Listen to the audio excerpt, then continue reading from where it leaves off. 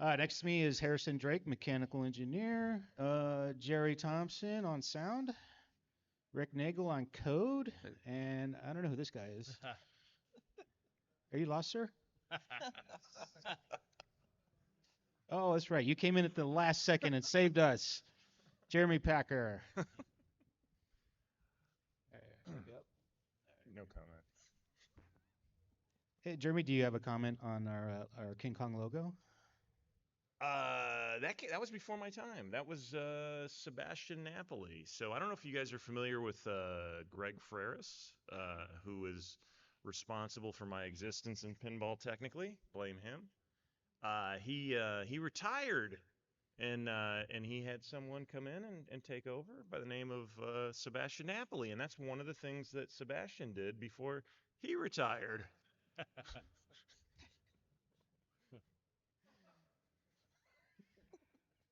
So you're saying had a couple art directors for this. I got the role by default. No, yeah, something like that. No, you guys were in charge of a lot of that, right? Early on. Yeah, so yeah, a lot of this early the renditions here were Kevin Okada and Sebastian. Uh, so when we made Kong, we had to follow the guidelines of making them unlike any other Kong that's ever been done. So after much discussion back and forth, the lawyers, upper management, this is kind of where we landed. Kind of a bluish gray, uh, really muscular Kong that we ended up with here. And as you can see, one of the initial things George wanted is like, well, let's have an exaggerated color Kong. Let's have a normal color Kong. And, we definitely chose the normal color. The blue was just a little too much. Same thing with the gong here. We went through a couple iterations of colors, color coordinating, trying to kind of match the Aztec vibe that we were going through, and we settled on the gray. We put, with the pink one. It was really bad, wasn't it? Yeah, it was really kind of a gaudy pink. Not to interrupt here, but I just want everyone to notice all this color work was done before I got involved. There's our.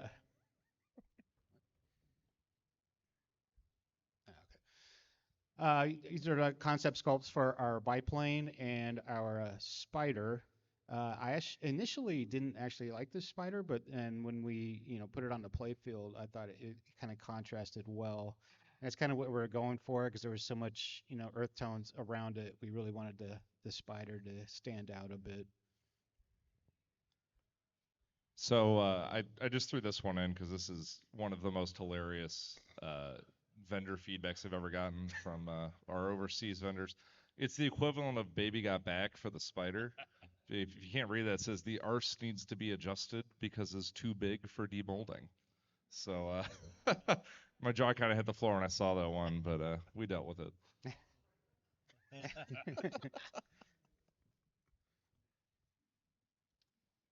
Ooh, that's hard to see. Yeah, this one might be a bit hard to see. So this is the progression of the playfield over the course of about 12 months. So the first one over on the far left is the very first kind of mechanical output from Keith's initial layout on the game. And then roughly it's every 3 months going left to right before the final ship version of the game on the far right. There's some notable changes over time. Notably, the spider pit started as a scoop. The cool turnaround shot under Kong actually ended up going into a kind of a half pipe ramp. It was a bit. Oh God. Yeah, I have video. So if you want to be a game designer and it's like, oh, this shot works great, and then when you get the actual whitewood, you get a clear coated playfield, and it's like, oh, these shots don't work at all. And this was a perfect example of that. The video on the left was a non-clear coated playfield, and that shot worked great. And then when we got our first clear coated playfield, it didn't work at all. So I had to kind of 11th hour kind of refigure that shot out. So I was playing Foo Fighters, and I was like, and I got this inspiration for this kicking target. I was like, oh, that's pretty cool. I'll see what I can do with this. And so Jack was actually in my office with me when I was prototyping this. I was like, dude, check it out. I'm going to repurpose your kicking target. And he loved it. And I was like, yeah, we all like it. You weren't distracted by the incredible artwork on Foo Fighters? By any chance? Blinded, one might say.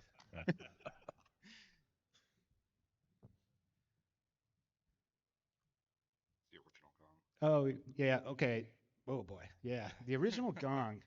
So I wanted to have, if you're familiar, with the movie, the gong plays a big part of, they summon Kong. So I was like, I want this big gong in the playfield that, blocks your shot, and then when whatever's qualified behind it, this thing will raise up. So our first few prototypes of this motorized gong came in, and we shot it, and it just sucked. It was like you hit the gong, and the ball would just kind of dribble back towards you, and he's like, all right, we'll put a magnet in front of it, and it still sucked. And so yeah, we're kind of scratching our heads, and then we were just, now what if we, put the whole thing on a pivot? If we can lock it in and have it kind of kick back at you, kind of spring fired. And our first attempt at that, the first time we shot it, he's like, "Oh yeah, this is it. This is great. Can you fire it back at you, or we can release the spring and shoot right through it." And that was the best decision we made in this project. Yeah, a couple people on Pinside have dubbed the current Gong as like the best shot in pinball. I don't claim that's true, but this version of the Gong was definitely the worst shot in pinball. And our pro version was even worse Yeah. because it didn't move, so you're basically just hitting this sculpt and ball drop back down. It's like, oh, this is awful. This is just better without it. Yeah, so part of I think this team's secret sauce is knowing when to stop on a concept that sucks. The other part of it is knowing instantly when you have something that's just pure comedic gold. So Yeah. So I don't know how I got this inspiration, but George Gomez is a huge fan of, free motion. So here we have this magnet, and I was thinking to myself, because this was always going to be the spider pit, and I was just thinking to myself, how can we, use this magnet to do something more than just grab the ball? So, I got some spring steel. We did some experimentation, what height to have it so the spider can grab the ball, but not so much that you can bash it. And it's I like it. I know a lot of people's like, oh no, spiders. I hate spiders. But it was free motion, and it was inexpensive, little fun toy that we added. it's silly.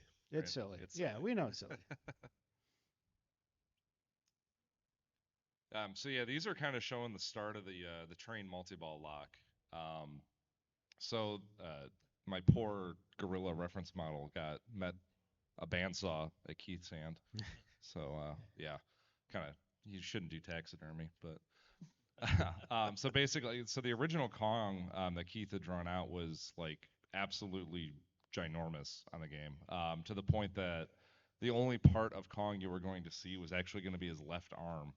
That was going to kind of do like not quite a Johnny Mnemonic thing, but See, I had yeah, two different visions. The first was, Kong kind of on the Empire State Building, reaching out, swatting at the balls, and then we couldn't get that license, so I was like, all right, back to the drawing board. What if we're inside the building and Kong is reaching in to grab it? So, that was something we concepted a bit, and Harrison was like, yeah, no way, this is much too large. And then George's like, no, you got to have Kong out here on the playfield where everyone can see him.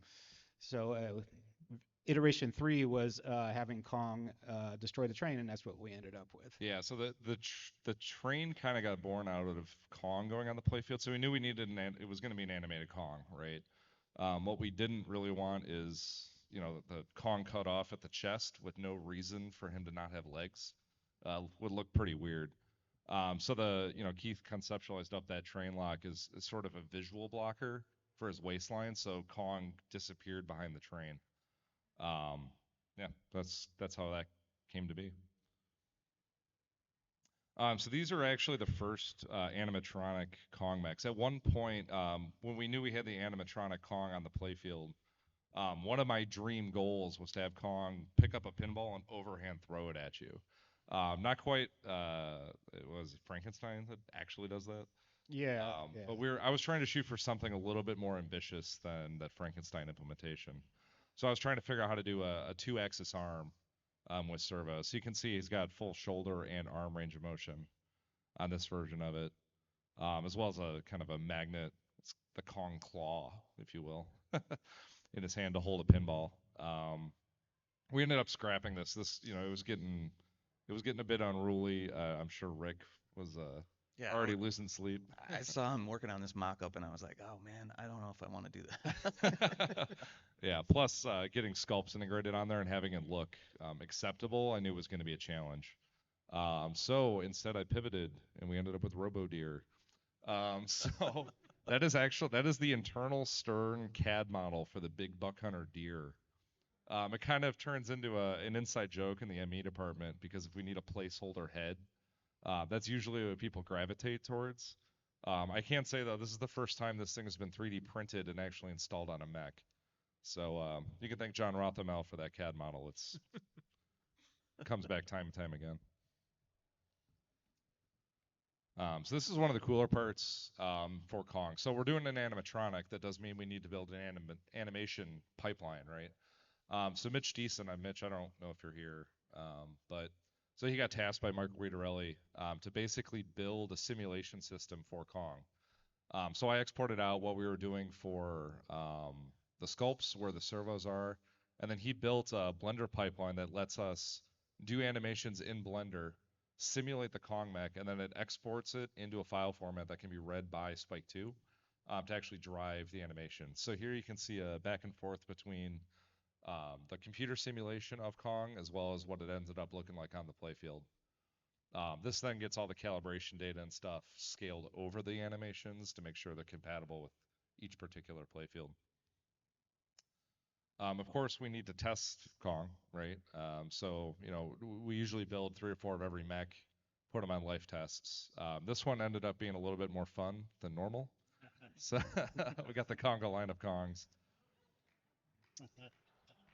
So so Dave Cadeau, our lab tech, he dubbed it Keith's fan club, and so this Version 1. this is version 1. It inevitably looked like they're dancing, so it got lights. Yeah, so I was actually just at CERN this morning. This fixture is still running. We just passed 2 million cycles on it in the last couple days, but the lights are still going and they're still dancing. So. All right, Rick, it's your time to shine. Oh, great. You got to talk, Rick. Yeah, so basically these guys work on a game for 6 months or so ish, and then they turn it over to me with the whitewood, and then I have to start coding really fast to get everything done by the deadline. So this is basically me coding up a selection screen for the island scenes. At the time we called them Terror Island scenes, but now we just call them island scenes in the game. So yeah, I'm just working through doing stuff, and then eventually getting to the point where I'm running and debugging the game through this pipeline. Is that in real time that we saw? That was 1-to-1. That was Yep, 1-to-1. yep, that's There's Robo exactly Rick. 1-to-1. That's how fast I go. Wanted to clarify that. Yeah. This is actually the first run of Island Scene in the game. We basically we throw on some old Iron Maiden loop in the background, and then put a mode in the game, start up the arrows on each shot, and then work on putting the modes in the game. So they'll just start blank, and then we'll bring on a support programmer like Josh Henderson on this game. Came on, and he did a great job on like filling out the rules that Keith laid out in the doc. You ready? I mean, yes.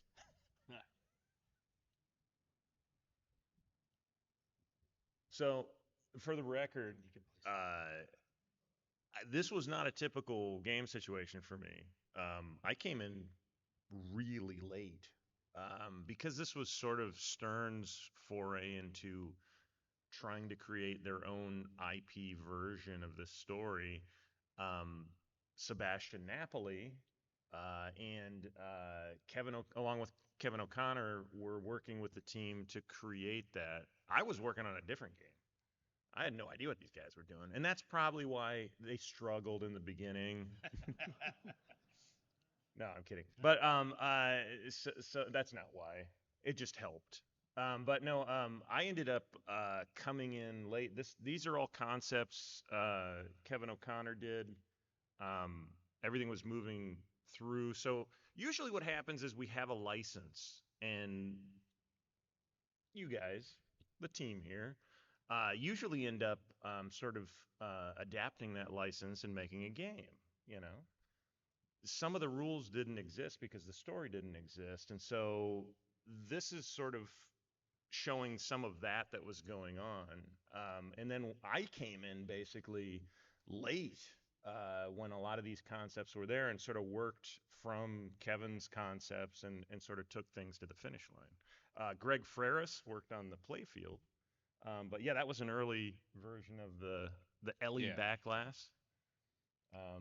Yeah, so Kevin O'Connor took a lot of our cabinet art basically up through color concept phase, and then Jeremy came in to tighten things up, bring it all cohesively together, because you had Greg working playfield, Kevin working cabinets, and then once Jeremy came in to take the art direct role, we kind of had to bridge the gap between the two, and tighten up the art, clean it up, and make it Stern's Kong.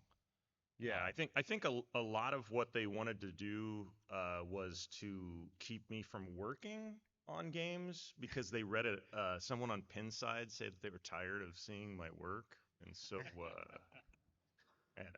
What it actually happened was, Kevin had to have surgery, He so did. We had Jeremy finish the LE backlash, and it's like, wow, Jeremy, this is great. Guess what? Your reward is you get to do 2 more backlashes. And he was super stoked. I was excited, because I knew these guys were in trouble. They needed my help, so decided to come in and save them again.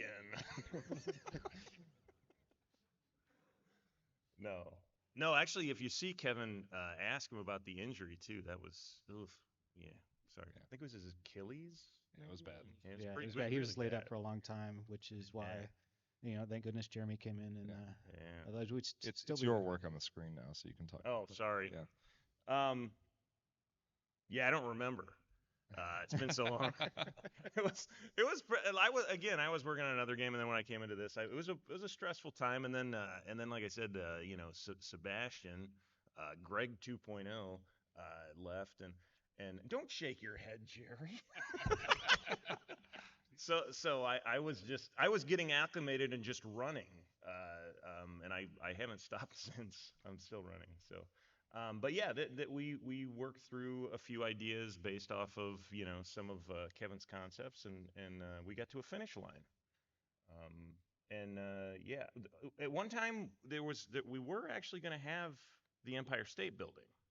It was kind of this lingering licensing deal. Yeah, it was. Yep. Yeah. They were gonna the Empire State Building was gonna be like, I don't know, you didn't make us look cute enough. I don't know, whatever. So we decided we just said, hey, let's do our own thing, and that's where Rick comes in.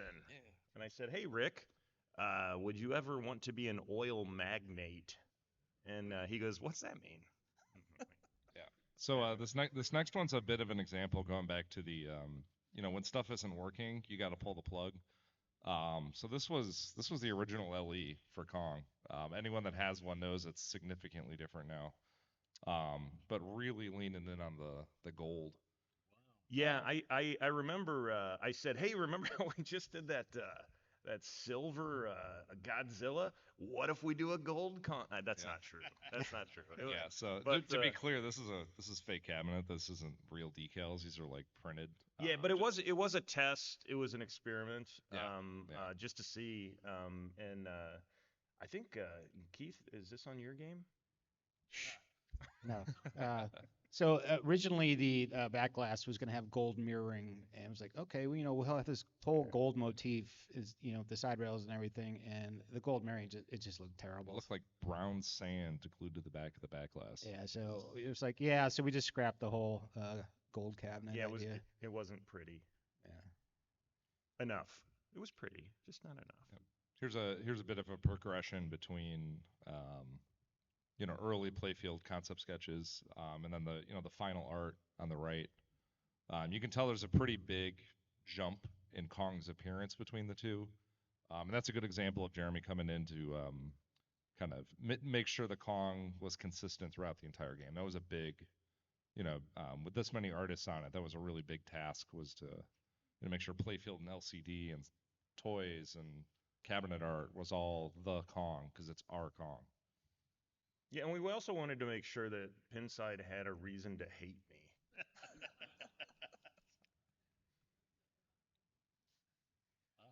All right, I'm up.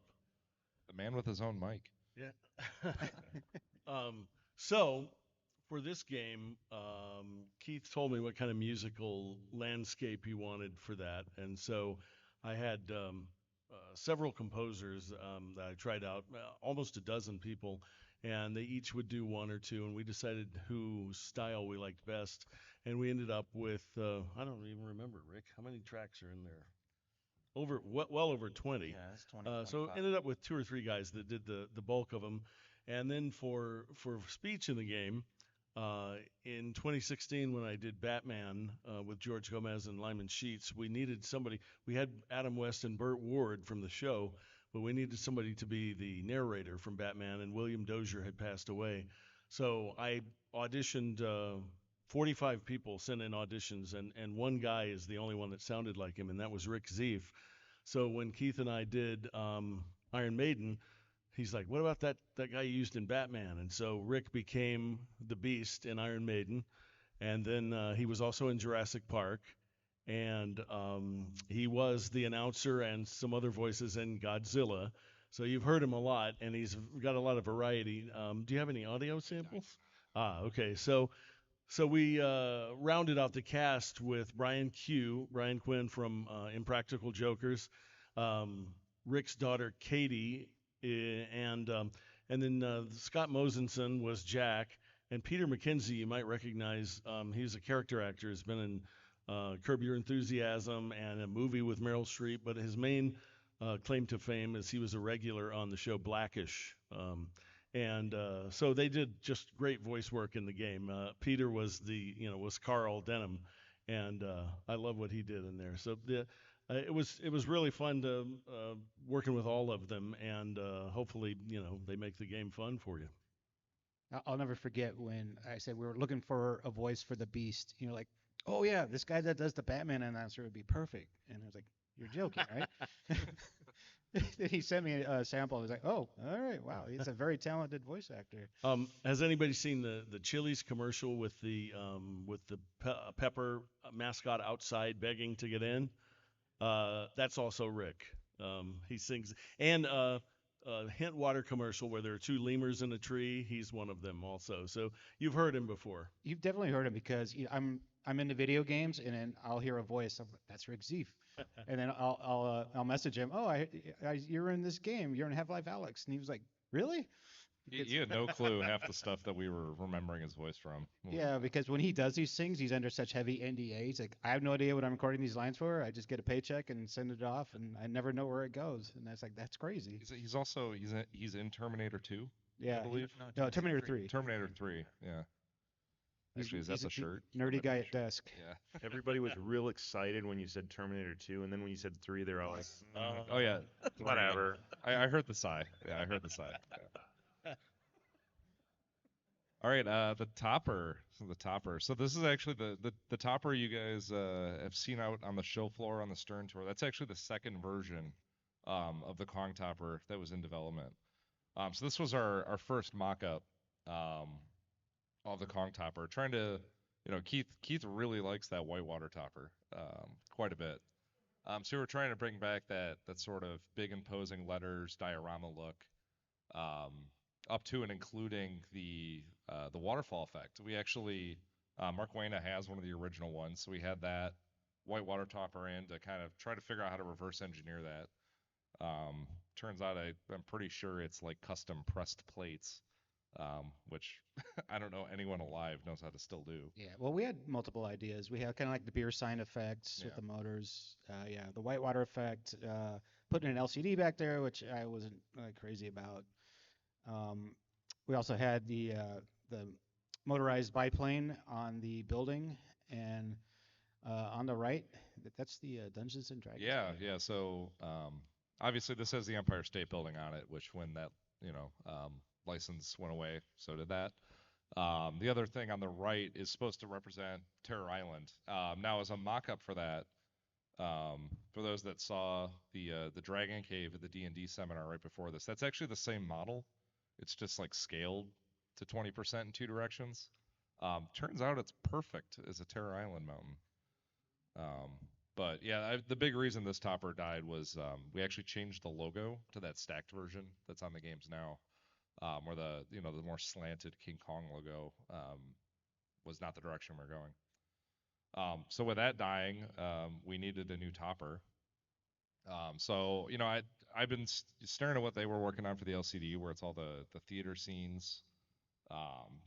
You're watching the found footage of their expedition right on Terror Island, and I was like, we really need a theater marquee to kind of tie it all together that you're watching footage in a movie theater. And of course, I can't draw, so I turned to our friend ChatGPT to try to describe the topper I want to pitch to Keith, and this is what it spit out. Which was so ridiculous. I was like, yeah, I think so. There's another version where he's not squatting on the topper, but that was too funny to not share. So yeah, just send it over to Keith and George, and they were good with it. So follow through, and that's that's the topper we shipped. So Not quite, but a couple, well, yeah, minus the squatting. Yeah, yeah. yeah. Some of the comments I read online, that might be the one Yeah, they're yeah, talking yeah, about. yeah. It goes with the action button plate you made just for me. I did. Yeah, that's a Yes. good one. Yeah. Do we have a picture of that? No. No, that one's not seeing the light of day. Yeah. By the way, for the record, had I been involved, if I knew he was using ChatGPT, I would have been so upset. I didn't ship any ChatGPT. So with that, we want to turn over to questions. So where's the giveaway? I don't know what the giveaway is. Oh, there. Oh, Rick's the man. So we have a pile of King Kong 1-to-1 CAD printouts of the full playfield. So if you answer a question, once we're done answering, come on up and grab one. Yep. I'd also like to say there's free rubber bands attached to those also. Yep. It's a bonus. Hello.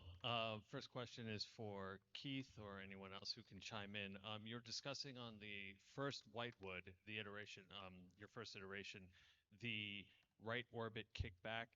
Originally, you intended it for it to be a half pipe, and you said that once you got it to the Mylar, the clear playfield, that shot didn't work. And I think Harrison mentioned in the beginning that one of your secret sauces is when to know when to ditch something. How do you decide with a shot that doesn't work whether to kind of try to fix it or entirely scrap it and change it into something else?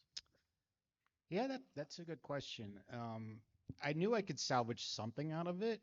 Um, like I said, I really envisioned that eventually leading to a ramp, and when it didn't, I didn't want to redesign that whole side.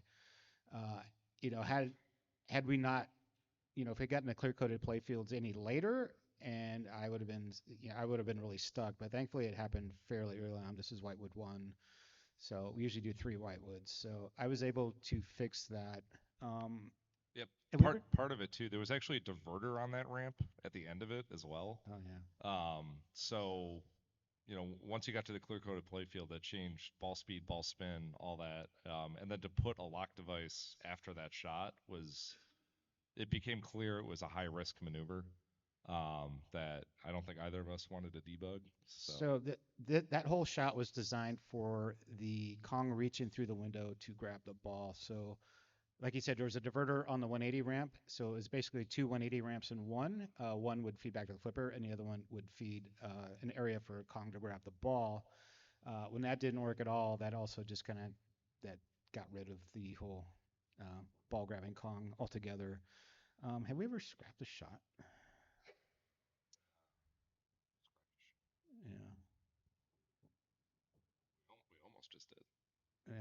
That's true. Yeah, on the game of development, there's one that almost died, but it survived. Yeah, it's usually that's kind of the last thing as a game designer you want to do because then you have to redesign everything around it. You have a hole in your playfield. Yeah. Right. So I'll try as long as I can to save the shot. You want to grab a? Come on up. Hey guys, Jeff Murphy from Warsaw, Indiana. I love the game, so thanks so much. I love all your games, but my question is, there's a lane right in front of King Kong. I think it's 2.42 million bananas, and it's a Why? very difficult. I mean, shot because I don't think there's any post or anything to like stop it. So it usually, it just loops around, and so very difficult for it to randomly get in there. And I think, I mean, tell me about that shot. It is. It's What's an going Easter on egg. with that? It's an Easter egg shot. So I had with that, big looping shot, I had this wasted space, and I hate wasted space. And I was like, well, I could also use a light back there. So I put a couple lane guides back there, and all right, now what? Well, let's put a switch. If the ball happens to fall into this thing, great. It's actually in the next code update that will actually do something. And if you're wondering why it's 2.42 bananas, it's because the original King Kong had a million banana shot, and we just counted for inflation. It's just an inflation adjustment on 1 million to the ship date. So. Yeah. With the risk of asking a very silly question, you mentioned you had a shot on a non-clear coded playfield that worked perfect, and once you tried it out on a clear coded playfield, it didn't work. So my question is, why not start drilling in a clear coded playfield? It's basically access to resources. We don't want to spend a bunch of money having all these playfields made and clear coded because us as game designers, we're constantly grabbing wood, drilling a bunch of holes in it, experimenting. No, that doesn't work. Toss it. It's more than just a clear coat as well. So like a lot of our prototype ball guides are not stainless steel, right? Because it's actually kind of difficult to bend that by hand into proper shapes. So we tend to start with just like 1-inch strip cold rolled steel, which that change as well can affect ball spin, ball friction, that sort of thing. It is one of the frustrating things of game design, and I'm sure George can attest. It's like, oh, this works great, and then you get the next white wood. Oh, this doesn't work.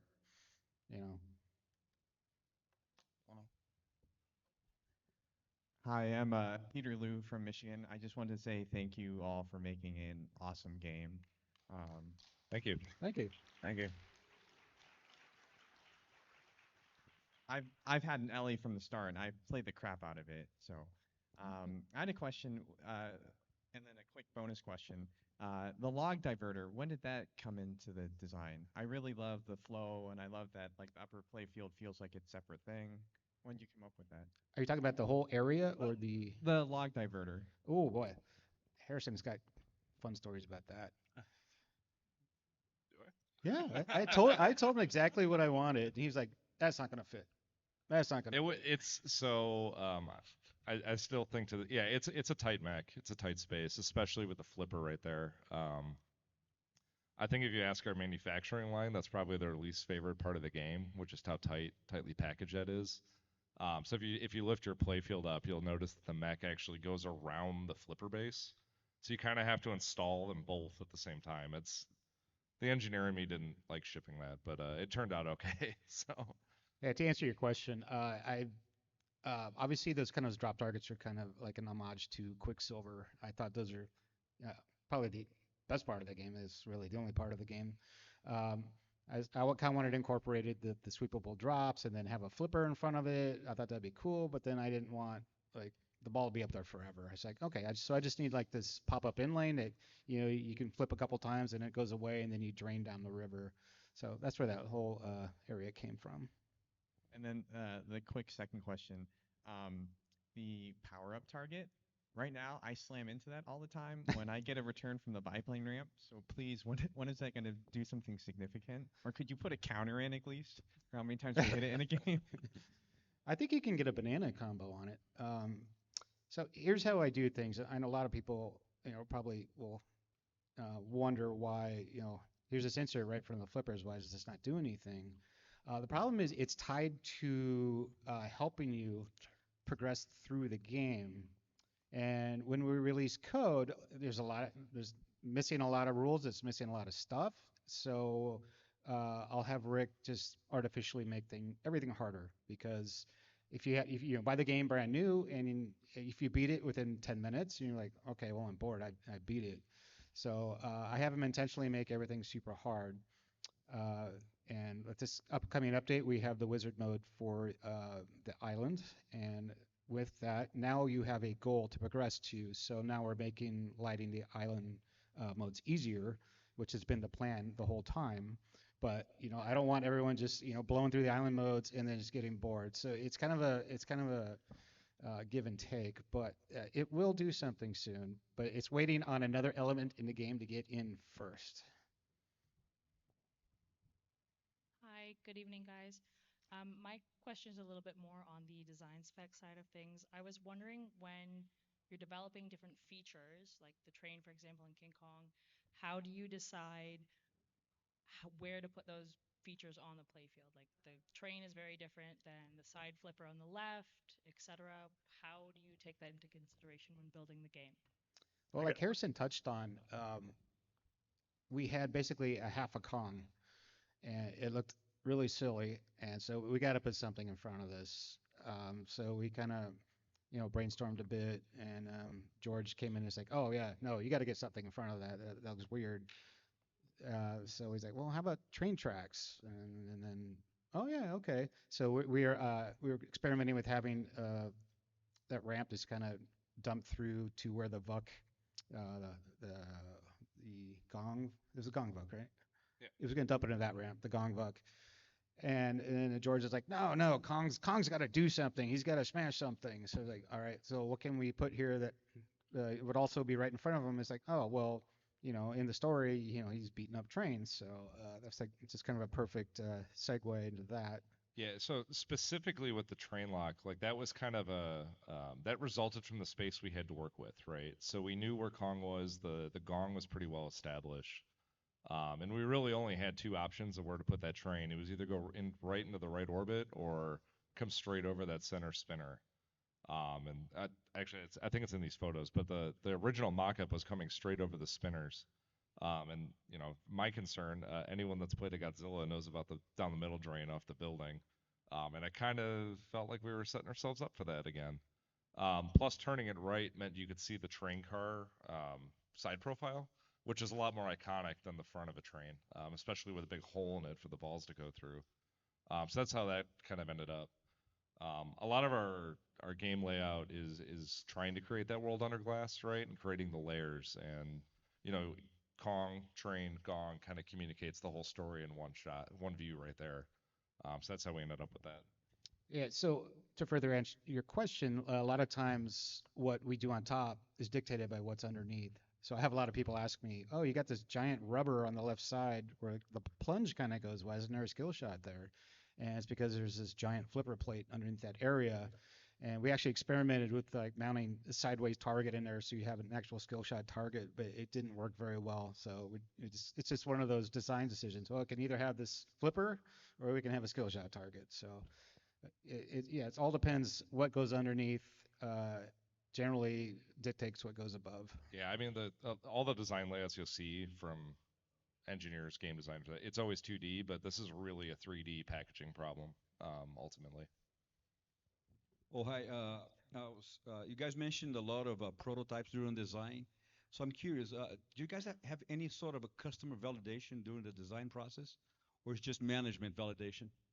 And the second question is, since you mentioned Pinside, a lot of people in Pinside wrote that Godzilla could play together with Kong. Did you ever consider that? So as far as internal validation, right? So Stern's a big company. We've got about 150 office employees now. That's a pretty good sample pool. We got pro players, amateur players, people that just love working at pinball companies, right? I think to some extent I'm kind of Keith's shot guinea pig. Yes. But we'll never do like a public validation. I mean, we just won't. But we also don't. I don't feel like we need to because we have such a broad range of talent in house. Hello, may I ask a question you might not be able to answer? What software do you use to design your games, and what language do you program in? Is it like SolidWorks? Is it Siemens? Is it Python for your program? No, for programming, it's C++. C++? Yeah. Okay. Yeah, so we're primarily SolidWorks house for the SolidWorks, CAD. We do quite a bit of AutoCAD work, and then occasionally, we'll dabble in Blender for Sculpt, stuff like that. So Hey, so the lower play field right above the left flipper, there's one teeny tiny banana right where the ball needs to be to hit the gong every time. Did you guys do that on purpose? And if so, how often do you do stuff like that? There's a what? that's the first I think that's the first time we've ever heard of that, but that's good to know.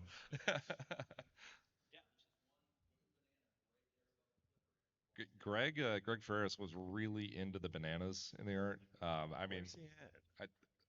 I wanted to have like a trivia question of how many bananas are in the Kong art, and there's too many. There's too many. Yes, yeah. There's bananas on the topper you can't even see, by the way. So this is a successor to cows. It's now bananas. Yeah, there's a Woe Nelly truck in the right. You got Gary statue. the Gary Stern Statue of Liberty for New York. Yeah.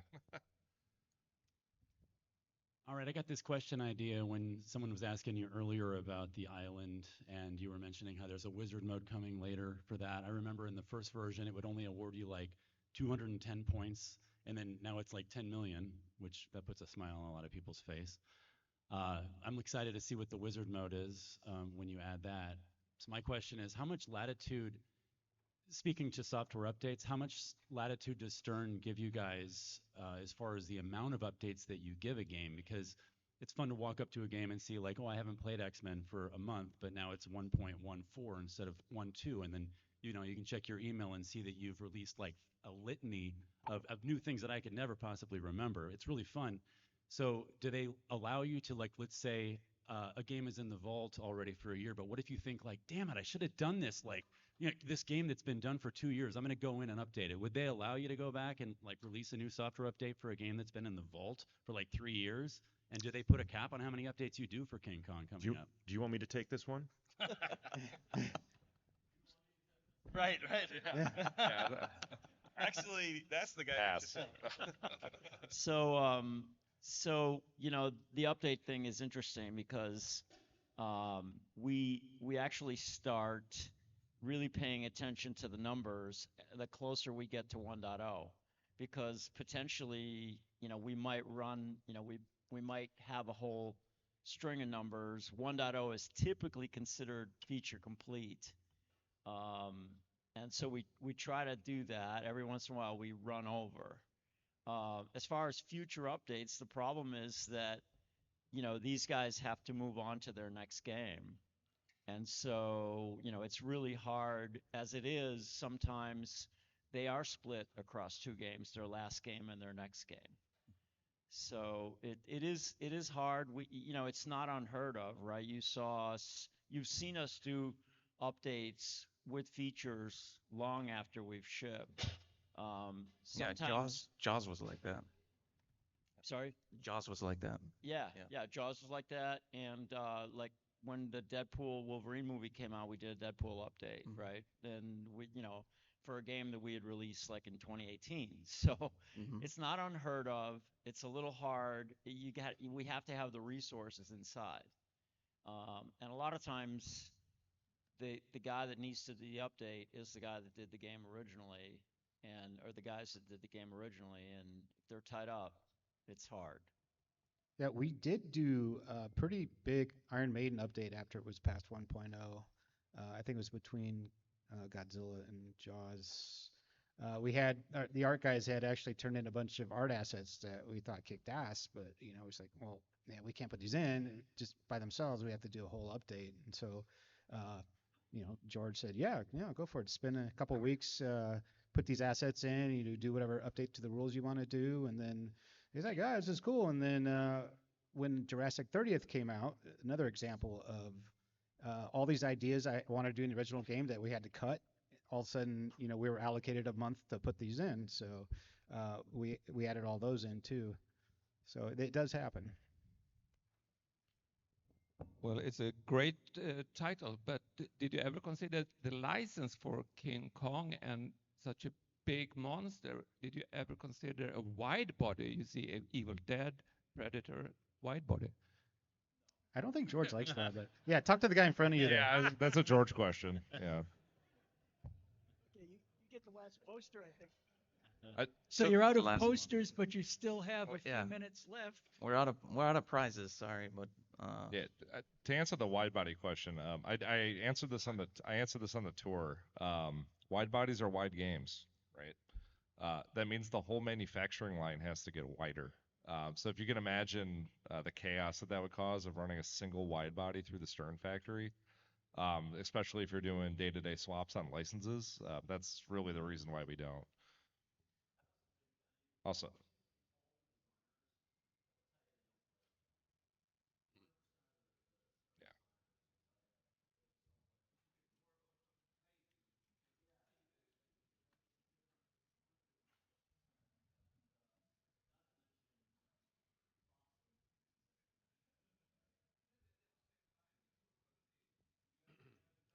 yeah. Yeah, a simple question. I see you handing out these playfield drawings, and they all say King Kong, the Myth of Terror Island, and underneath it says Rodeo. You don't want to know what the story of Tell us rodeo about is. the code name. This is a good one. I was a very young man. I stumbled into the Sears arcade by me, and they had this game called Frontier. And I was like, oh, this game's awesome. I love the artwork. Never know who did it. That was cool. Awesome. Whatever.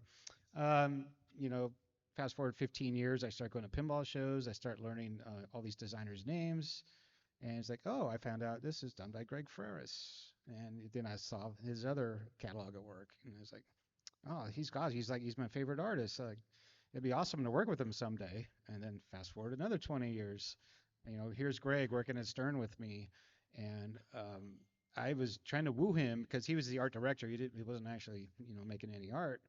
And I was trying to woo him. Come on, man, this can be your last rodeo. You can do this game. It'll be your last rodeo. The last art package you ever have to do. Then you can retire. And then he kept saying, nope, nope, nope. And then he retired. And then a couple months later, he contacted us. Yeah, I'll do it. So yeah, it would have been embarrassing to call it rodeo if he didn't actually do it. But it worked ultimately. Yeah. The play worked. Yeah.